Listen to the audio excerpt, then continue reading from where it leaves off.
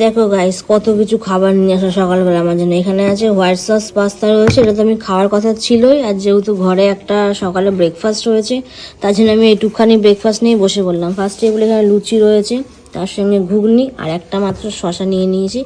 এটা এটা আমি খাবো একটু পরে, বাট এটা এখন আগে আমি খাবো, তার আধ ঘন্টা পরে এটা খাবো। চলো খাওয়াই যাক। তুই এখন কি খাচ্ছিস রে? এটা আর কি? ভিনিগার? ঠিক আছে, খাচ্ছিস খা, তারপরে কিন্তু আরেকটা জিনিস খেতে হবে। সকাল সকাল মা করে দিয়েছে, এই যে খাবারটা, এই যে। তাহলে কমপ্লিট খাবার।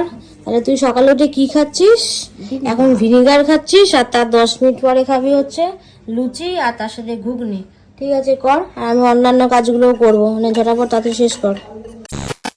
যাই হোক, অনেকক্ষণ আগে স্নান করে চলে এসেছি। দেখি দুপুরবেলা কি কি মেনু হতে, চলো যাওয়া যাক। ও বাবা, মা আবার খেতে বসে গেছে। দেখি এখানে কি কি আছে। বাবা, এখানে দেখছি উচ্ছে ভাজা রয়েছে, স্যালাড, আর এখানে ডিম আর গিলা মেটে কষা। বাহ, দুপুরে খাবারটা তো জমে আছে, চলো খাওয়া যাক।